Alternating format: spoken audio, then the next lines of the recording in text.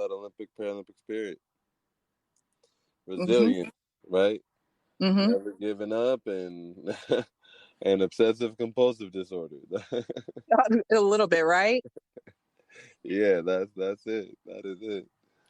So I want to ask you, what is it? I don't want to mispronounce it. Charcot-Marie-Tooth disease? Yeah, that's really close. Charcot-Marie-Tooth. It's the name of 3 French scientists. It's a hereditary neuropathy. So Mm-hmm. what that means is something that is in my genes, through my bloodline, that affects the nerves in my body. Specifically, it affects my peripheral nerves. So the nerves that are farthest from like my brain. So for me, that's elbows to fingertips and kneecaps to my toes, to the soles of my feet. Mm-hmm. Scientifically speaking, I have 0% nerve capacity from my knees to the soles of my feet and Uh-huh. 30% from my arms to my fingertips. So 2 stories I like to tell to kind of help bring that into concept. One, if you ever seen the amazing film by Quentin Tarantino, Kill Bill, then you're very, very familiar with Uma Thurman coming out of a coma, and she's in the back seat of this truck in the hospital parking lot telling her toes to wiggle, trying to wake them up.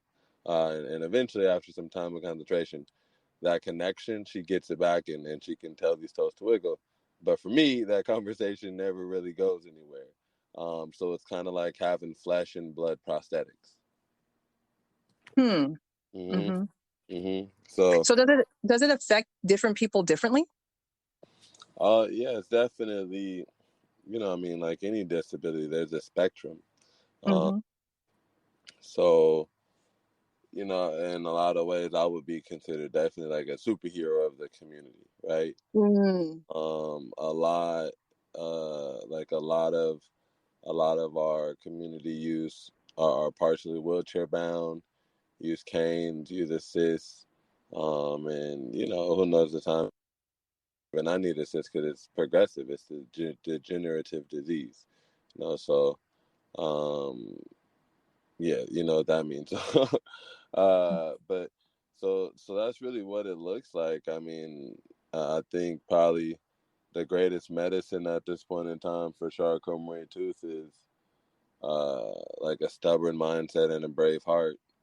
Um, just being willing to continue to like live your life to however fullest that you believe that you can live it to, and not going too far out, but like always staying on the blade, always pushing yourself, and Mm. yeah, just there's enough things in this world I think that inherently limit us, and I just am a firm believer in the last thing you want to do is accept limitations from words on the page, Mm. so yeah, that's Charcot-Marie-Tooth. That's how it affects me. Again, I've been living with it for about 16 years now, so in a lot of ways it's like I'm used to this is my life, Mm-hmm. Mm-hmm. so like even so in comparison to someone without Charcot-Marie-Tooth, it would be a drastic difference. But because of, again, like, what am I supposed to do? Stop living? What do you do when Mm-hmm. you're going through whatever you're going through? Does it all just stop? No.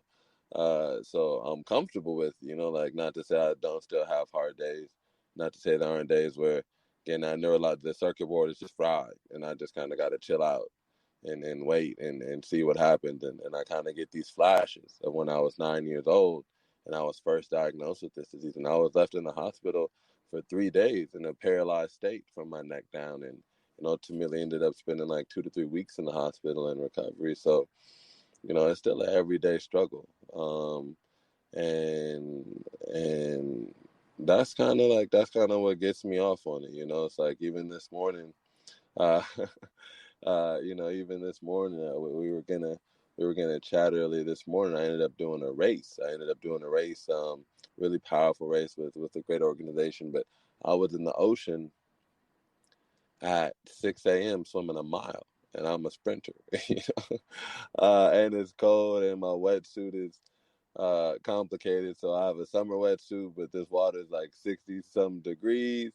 But either way, like I get out there, I do it, then I come home You know, like we had spent the night at my sister's house. Like my girls sleep, everybody sleep, Mhm. and I lay down too. But then we get up and we're talking about it, and they're like, "Oh dang, you went and did that still? Like you left here at 4:30 and went?" And I'm like, "Oh yeah, for sure."